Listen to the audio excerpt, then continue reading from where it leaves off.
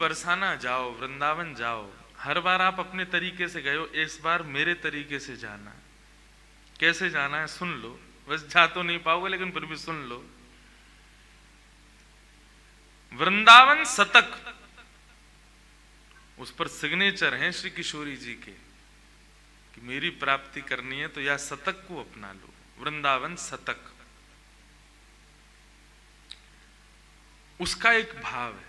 वृंदावन रहो, बरसाना रहो या ब्रज में जाओ तो कैसे जाओ।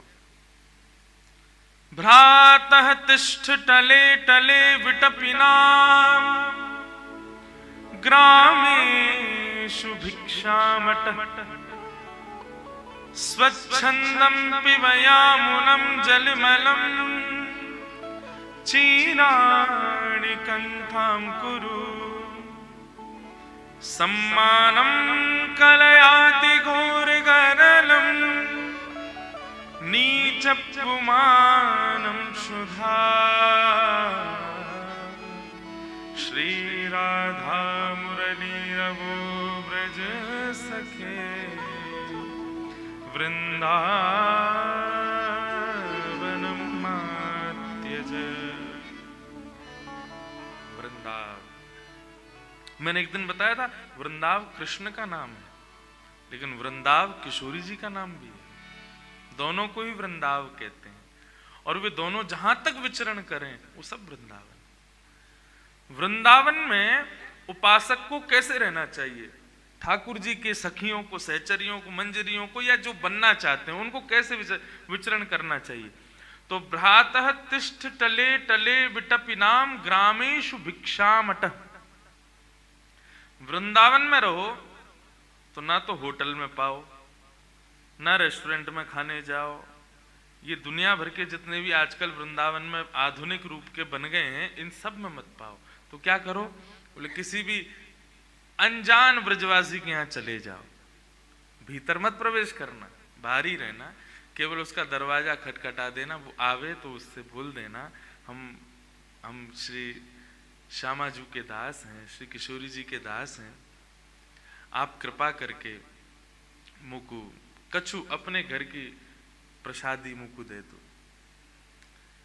ग्रामेषु भिक्षामट, कितना लेना है, बोले कि जितना अंजलि में आ जाए उतना ले लो, या ब्रजवासी भाव से जितना दे दो उतना ले लो, उसको पाओ।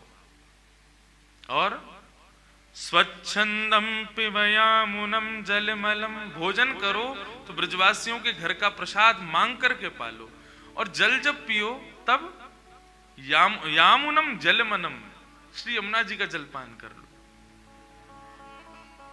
चीराणि कंथाम कुरु, बढ़िया टिपटॉप बन करके मत रहो।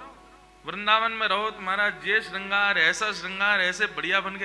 एक बात बोलूं, वृंदावन में श्रृंगार करवे को अधिकार केवल दोन को है। आजकल बहुत है कि वृंदावन में ऐसा ऐसा श्रृंगार करके लोग घूमे, सखी भाव से घूमेंगे, आंखों में काजल लगाएंगे, होठन में लालिमा लगाएंगे, ये हार पहनेंगे, ऐसे लटके झटकेंते चले। उनसे पूछो कहा है, हम सखी हैं किशोरी जी के। हाँ तो ही मिली सखी बनावे, किशोरी ते ज्यादा सिगने अपनो श्रृंगार तो तैने कर रखो है। वृंदावन में रहो तो कैसे रहो, अत्यंत साधारण, ज्यादा टिपटॉप बन के मत रहो। चीराणि कंथाम कुरु, साधारण वस्त्र पहनो, बल्कि यहां तो ये कह रहे हैं कि चीरों को इकट्ठा करके उसका कोई वस्त्र बना के वो धारण करके रहो। चीराणि कंथाम कुरु।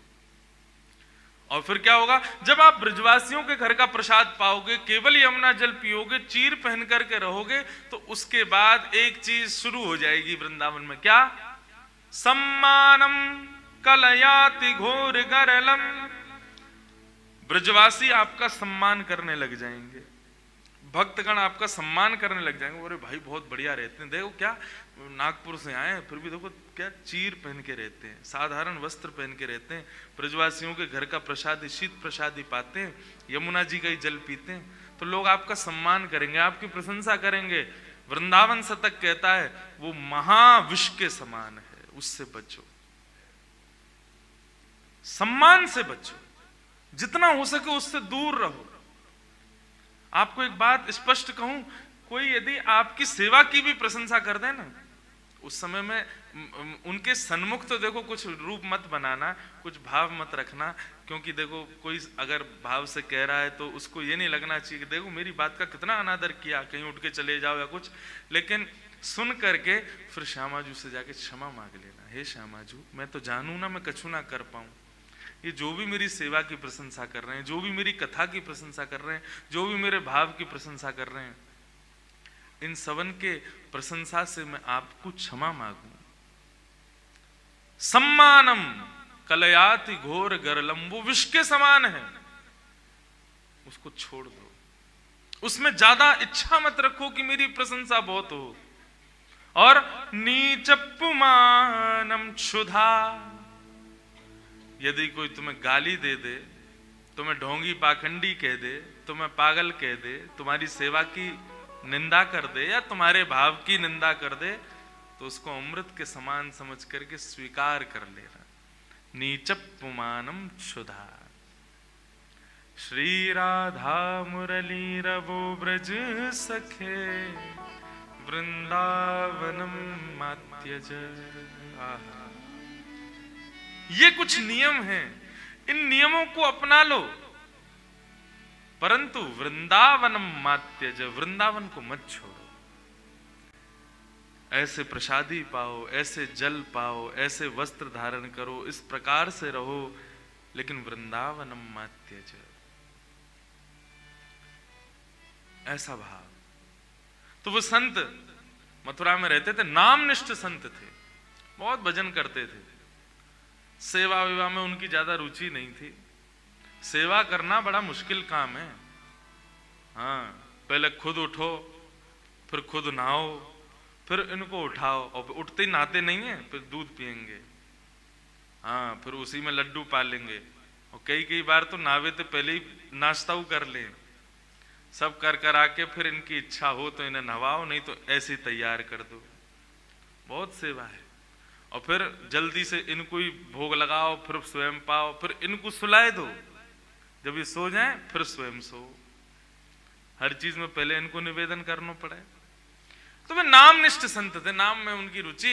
एक दिन वो रोज ब्रजवासियों के यहाँ जाते थे और आटे की भिक्षा लेके आते थे, और आटा ला करके उसमें यमुना जल मिला के उसको गूंद के उसी का टिक्कर बना के पका के बढ़िया प्रेम से ठाकुर जी के नाम रूप को ही स्मरण करके उसका भोग लगा के रूखे आटे की रोटी टिक्कर ही पाते थे। ये उनकी सेवा। और वो भी इसलिए पाते थे ताकि इतना मिल जाए, ताकि जासे मैं भजन कर सकूं। लेकिन वो जिस मैया के यहाँ जाते थे नित्य सेवा के लिए, वहां पर ठाकुर जी को मदन मोहन स्वरूप विराज रहे हो। आज भी हैं मदन मोहन लाल जी। मदन मोहन स्वरूप को भाव आयो कि इन बाबा से सेवा स्वीकार करनी है। और ये लाल जी की बड़ी लीला है, जाए सेवा को ABCD भी ना आवे, वाकई यहां से सेवा ले लें। जैसे कि मैं मोसों बिल्कुल सेवा ना आती, एक समय की बात पर। आज बंधुओं संवाद चल रहा है, अब एक आध घंटा में तो जानो ही है, तो फिर अब क्या शुरू करूं, इसलिए बात वार्ता ही कर लें हम। इनकी सेवा मुंह पे आती नहीं, श्रृंगार कैसे होता है मैं जानता ही नहीं था। अच्छा एक बात और, बड़े स्वरूप का श्रृंगार करना बहुत आसान है। हाँ, वो दिखता है ना दूर से कि हाँ नेत्र पास हैं, ठाकुर जी कुंडल सुंदर लग रहे हैं, और उसमें पूरे हाथ चलते हैं। इनके सेवा में उंगली चलती है, और यहां से यूं ऐसे, कैसे हो सेवा, खुद ही करवाई। ऐसे ही वो बाबा पे मन आ गयो, भिक्षा लेवे के लिए आए, सो मैया ने आटे की भिक्षा दे दी, बाबा जैसे चले गए, सो रात्रि में मैया के स्वप्न में ठाकुर जी प्रकट है गए, रोने लगे। मैया बोली, लाल जी कहा भय हो, मैंने सेवा में कोई अपराध कियो? बोले ना मैया, मैं बड़ो प्रसन्न हूँ आपकी सेवा से, लेकिन मेरो मन है रहो। कहा, वो जो बाबा रोज भिक्षा लेवे आवे ना, मुझको उनसे सेवा लेनी है। मैया बोली तो आज्ञा करो। बोले आज्ञा यही है, कल वो आमे तो उनको भिक्षा के रूप में मुँह दे दियो, मैं उनके संग चलो जाऊं। मैया बहुत रोई, मेरी सेवा में कोई कमी? लाल जी बोले, मैया तेरी सेवा पूर्ण है गई, मैं तो नित्य रहूंगा, तू तो कल चली जाएगी, मैं तो नित्य विराजे वार हूं, मैं अपनी आगे की व्यवस्था कर रहा हूं, तो को तो कछु दिना में चलो जानो है, मैं कहां सेवा करवाऊंगा अपनी, तो मुझको बाबा को दे दे। मैया बोली मेरा तो मन न माने, आप मेरे हृदय हैं। बोले प्रभु आप कृपा करो, मुझको उन्हीं को दे दो। दूसरे दिन बाबा जैसे ही पधारे, मैया रोती रोती गई, बाबा तुमने कहा कर दियो, कोई टोना टोटका कियो? बोले कहा मैंने कहा कियो मैया? अरे मेरो लाला रो रहा है, रात भर रोयो कि मुझको बाबा के पास जानो, उनके पास ही रहूंगा, उनसे सेवा लूंगा। मैया कहाँ है ठाकुर जी? बोले भीतर विराज रहे हैं। ठाकुर जी देख, बोले आप रात्रि सपने में आज ठाकुर जी आवे तो कह दियो मुंह पे सेवा वेवा ना आवे, और ना मुंह पे जगह ने बिठावे की, सुलावे की, खिलावे की, मुंह पे कछू ना है।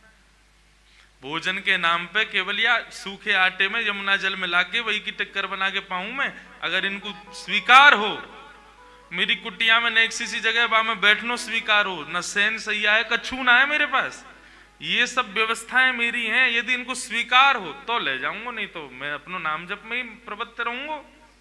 भैया ने कही हाँ तुमने बढ़िया बताई, बढ़िया मैं बता दूंगी, बहुत बुरी व्यवस्था है, मना कर दूं, मत जाओ।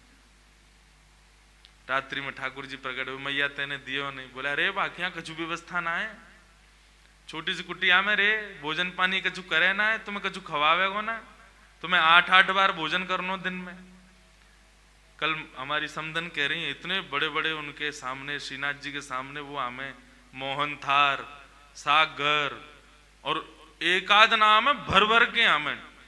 गोवर्धन पूजा पे तो नियम है, जब तक ठाकुर जी की नाभि ना ढक जाए इतना ऊंचा ऊंचा भोग लगाओ ठाकुर जी के आगे, कितनों खावे, फिर वो या को पेट ना भरे, 8-8 बार पावे दिन में, खावे को बड़ो प्रेमी। बोले तुम इतना खाओ, बाबा कैसे खवावे को? बोले मैया चाहे कछु नहीं खवावे, चाहे मुंह को एक कोने में रखे, मुंह को नवावे धुआवे ना, लेकिन मुंह को वहां से सेवा चाहिए, वहां की सेवा में सुख मिले। मैया बोली तुम्हें जानो है तो तुम कैसे हो जाओगे? दूसरे दिन बाबा आए, बाबा इन्हें कोई व्यवस्था ना चाहिए, कछु ना चाहिए, यूं कह रहे जैसे बाबा रखेगो वैसे रह लूंगा, लेकिन रहूंगा उन्हीं के पास। बाबा बोले ठीक है लाओ दो। ठाकुर जी आए, तो ठाकुर जी को लेकर के अपनी कुटिया में लाए, एक कोने में नेक हल्फ को पत्रों से कपड़ा बिछा के अब ठाकुर जी को विराजमान कर दियो। अब बाबा को तो रोज को 20-21 घंटा को नियम नाम जप को, बाबा अपनो नाम जप करे, ठाकुर जी बैठे कोने में बड़े मस्त आनंद है रो ने, लेकिन 10-12 घंटा तक तो भूख रोक ली ठाकुर जी ने। बाकी बात देखी भाई बहुत तगड़ो भजन है, 22 घंटा 20 घंटा बैठ के कुछ खावे ही ना है। 20 घंटा बाद भजन करने के बाद उनको ने थोड़ी नींद आई तो थोड़े सो गए, सोवे के बाद में उठे, स्नान ध्यान करके भिक्षा में आटो लेकर के आए, वहां में यमुना जल मिला करके वह आटे को गूंद करके टिक्कर बनाने लगे। कोने में बैठे ठाकुर जी के मुंह में पानी आ गया, हाँ भैया तू कछु दे, तू साधारण रोटी दे, कछु कबाब। ठाकुर जी के सन्मुख एक पत्तल लगा करके वापस सूखी रोटी केवल जो वो बनाते ठाकुर जी के सन्मुख पधरा दी। जैसे ही ठाकुर जी के सन्मुख पधराई है, ठाकुर जी ने प्रेम से पाए हो। प्रेम से पावे के बाद में ठाकुर जी बाबा ने अपनो भोजन कियो, भोजन आदि करके बाबा फिर से भजन में बैठ गए। जैसे ही भजन में बैठे तो 5-10 घंटा बाद ठाकुर जी प्रकट भये, और प्रकट होकर के वाके हृदय में कहने लगे, बाबा मुझको तुम्हारी सेवा में खूब आनंद आ रहा, तुम्हारी कुटिया में खूब सुख मिल रहा, सब बहुत सुखी है रहूं मैं, लेकिन बाबा मैं बस इतना निवेदन कर रहा हूं कि आप आटो तो लेके आओ ही हो, नेक नमक और लिया करो। वह आटे में नेक नमक डाल दोगे तो नेक तो स्वाद आवेगो। अच्छा तो कल से मैं आटो लाऊं नमक लाऊं? बोले हाँ बस इतना कर लो, या तो ज्यादा हमें नहीं चाहिए सेवा में, बस इतना कर लो। बाबा बोले ठीक है। अब सबके यहाँ गए आटो लेवे के काजे, तो बोले कि नेक नमक और दो। बोले बाबा जीव में चटोरोपन आने लगो। बोले हमने हमारे ना आयो, एक आ गयो चटोरो घर पे, वाके काजी चाहिए। लाए आटो लेके वहां में बढ़िया नमक वमक मिला करके सुंदर वाकी टिक्कर बना के ठाकुर जी के सामने जैसे ही पधरायो, प्रेम से ठाकुर जी ने पायो। पाने के बाद में बाबा अपना भजन करवे बैठ गए। 2-4 दिन ठाकुर जी कुछ नहीं बोले। 2-4 दिन तक बाबा यही नमक रोटी खवावे। 4 दिन बाद ठाकुर जी फिर से आ गए। बाबा अब का भयो? बाबा सब ठीक है, ने एक आलू और लिया है करो। वह आलू को उबाल के या फिर भून के वहां में बढ़िया नमक डाल के एक चटनी सी है जाए तो ने रोटी निगलवे में एक सुख मिलेगा। तुम तो केवल रोटी आटे की बढ़िया वहां में आटे और नमक की रोटी खवाए तो बात कहाँ सुख मिले? बोले हम तो पहले ही कह रहे थे हमारे यहाँ कुछ नहीं। बोले बाबा यहाँ में कुछ और करना, थोड़ी एक आलू ले आओ बस, तुम मत खाइयो मोह खवाए दे करो। बाबा बोले ठीक है। दूसरे दिन गए तो फिर भिक्षा में आटो भी लाए, नमक भी लाए, आलू भी लाए। भून के आलू बाबा ने बढ़िया वाकू मीण करके चटनी बनाई और ठाकुर जी के सन्मुख पधराई। ठाकुर जी प्रेम से भाई 2-4 दिन कुछ नहीं बोले, बढ़िया आनंद आया। अब 2-4 दिन बाद ठाकुर जी फिर से प्रकट भये। बाबा बोले अब का है गो? बोले अब रोटी भी बढ़िया है, चटनी भी ठीक है, बाबा कोई दिक्कत ना है, बस एक निवेदन हो। कहा सूखी रोटी ना निगलवे में गले में इर्ज जाए तो ने घी चुपड़ दे करो। कल सेवा में जाओ तो एक कटोरी घी लिए ही हो। बाबा बोलो मुझे दिख रहे हैं तुम्हारे लक्षण कायते जा रहे हैं। बोले बाबा और इसके बाद में कुछ नहीं कहूंगा, तुम घी और लिया आओ बस। दूसरे दिन बाबा घी भी लिया है। अब रोटी बने, आलू की चटनी बने और उनमें घी डले। ठाकुर जी प्रेम से 10-15 दिन कछु नहीं बोले। एक दिन ठाकुर जी फिर प्रकट भये। जैसे ही प्रकट भये बाबा ने अपनी माला छोड़ी, ठाकुर जी उठाए वह मैया के यहाँ ले गए, ले धल्ले आए। बार बार आ जाए और आके कभी न्यो लिया, कभी आए लिया, कभी वाय लिया। मुंह पे ना होगी मेरो नाम छूट तो जा रहा है। जैसे ही ठाकुर जी बाबा मैया को देने लगे, ठाकुर जी दौड़ करके बाबा के गले से लिपट गए। बाबा तुम जैसे रखोगे रहूंगा, लेकिन रहूंगा तुम्हारे पास, अब ना जाऊंगा कहीं। कैसे कृपालु है, कैसे दयालु है नाथ। हमारी कैसी भी सेवा हो, वो हम पे कृपा है ठाकुर जी की। धीरे धीरे हम सेवा में बढ़ोतरी करें, धीरे धीरे सेवा में कुछ सुंदर प्रदान करें, लाल जीवा को स्वीकार करें, लेकिन फिर भी हम कैसी भी कर दें, ठाकुर जी कभी कुछ शिकायत ना करें। और ये ऐसे ही हमको होना चाहिए। जब लाल जी ने हमसे कछु नहीं कही, कभी लाल जी ने हमारी व्यवस्था में, हमारी सेवा में कभी कोई कमी नहीं निकाली, तो हम ठाकुर जी के दिए गए सुंदर जीवन में क्यों कोसते रहे, क्यों कमी निकालते रहे? आपने ऐसा कर दियो, वैसा कर दियो। कोसना खुद को कोस लो, कोसना अपने क्रियान को कोस लो, लेकिन ठाकुर जी से कुछ मत कहो। ठाकुर जी ने तो सब प्रेम से प्रदान किया है। सूरदास जी कहते हैं बिन गोपाल को नहीं अपनो, गाइए, बिन गोपाल को नहीं अपनो, बिन गोपाल को नहीं अपनो, बिन गोपाल को नहीं अपनो, जासों की रहती रे, जासों की रत रही, मन पंछी उड़ जाए जान, मन पंछी उड़ जाए, मन पंछी उड़ गई है जान, मन पंछी उड़ गई है। ता दिन तेरे तन तरुवर के, ता दिन तेरे तनु तरुवर के,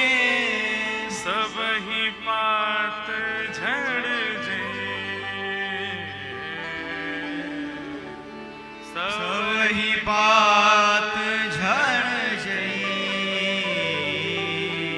है। मन पंछी उड़ जई है जालिन, मन पंछी उड़ जई है। मन पंछी उड़ जई है जालिन, मन पंछी उड़ जई है। अभी तक या पद को मैं एक भाव करतो आयो, मन पंछी उड़ जाइए को मैं भाव ऐसा रखता हूं कि जिस दिन हमारे आत्मा हमसे निकल जाएगी या हमारे देह का परित्याग कर देगी, तादिन तेरे तन तरु वर के सवई पात झड़ जाई हैं। ये तन रूपी जो वृक्ष तुम्हारा है, इसके सवई पात, पात माने इच्छाएं। वैसे तो तन रूपी वृक्ष के पत्ते झड़ जाएंगे, लेकिन सूरदास जी कहना चाह रहे हैं कि जादिन तेरो मन पंछी उड़ जाएगा। पहले मैं भाव ऐसा करता था कि प्राण निकल जाएंगे, लेकिन अब ऐसा भाव आ रहा है कि जादना तेरे मन रूपी पक्षी को श्री किशोरी जी अपने पिंजरा में बंद कर लेंगी, जादना वाकु स्वीकार कर लेंगी, वो मन श्री लाल जी के चरणन को शरणागत हो जाएगा। तादिन तेरे तन तरवर के सवई पात, मतलब समस्त इच्छाएं झड़ जाई हैं। फिर कछु ना सुहावे गो, फिर तो ये बिन गोपाल को नहीं अपनो। श्रीमद् भागवत में सबसे पहली स्तुति है श्री कुंती जी की, और वो कुंती की स्तुति में एक बात ऐसी है, केवल एक शब्द ऐसा है जिस शब्द की वजह से 18,000 श्लोकों में सर्वश्रेष्ठ श्लोक वही माना जाता है जो कुंती ने गाया है। और वो शब्द ही सुन लो केवल, क्या है वो कह रही है, त्वयैव नाथेन मुहुः विपद्गणा, त्वयैव नाथेन। श्री श्यामा जी को, ठाकुर जी को सबसे ज्यादा कष्ट कब होता है? जब उनका सेवक, उनका अर्चक, उनका दास जब यूं कहे कि मैं तो अनाथ हूं, मेरा कोई ना है, तब किशोरी जी ठाकुर जी को सबसे ज्यादा बुरा लगे। यानी ये बात कह कैसे दई, जब हम बैठे यहाँ के माथे तो फिर यूं क्यों कह रहे हो कि मेरा कोई ना है? यूं कहता हूं, हाँ संसार में मेरा कोई नहीं है, यदि कोई है तो केवल श्यामा जी मेरी हैं, केवल ठाकुर जी मेरे हैं, बिन गोपाल को नहीं अपनो। श्री कुंती जी कहती हैं त्वयैव नाथेन। हम सब कहते हैं तुम हमारे थे प्रभु जी, तुम हमारे हो, तुम हमारे ही रहोगे ओ मेरे भगवान। लेकिन कुंती क्या कहती है, इस संसार में आप ही केवल मेरे हो। हम कहते तो हैं लाल जी हमारे हैं, लेकिन ये कौन है? बोले ये मेरी पत्नी है, ये कौन है? ये मेरी बेटी है, ये कौन है? ये मेरे सब परिवार के लोग हैं, इनको भी तो तुमने मेरे की उपाधि दी रखी है। ठाकुर जी कहते हैं जब ये सब तुम्हारे हैं तो फिर मैं तुम्हारा, इतने सारे लोगों ने एक हृदय में कैसे रखोगे? प्रेम गली अति सांकरी तामे दो ना समाए, एक ही आमेंगे। लाल जी हृदय में आमे क्यों ना, वो पहले ही झांक लें, अच्छा ओ भाई इतने सारे भर रखे हैं आने, उन्हें एक सी गली में भिज गए सबरे, पहले सबन को निकार, तब लाल जी आमेंगे, तब लाल जी पधारेंगे। जब अपनों करी जाने गिरधर, जब अपनों करी जाने, जब अपनों कर जाने गिरधर, जब अपनों कर जाने, ताको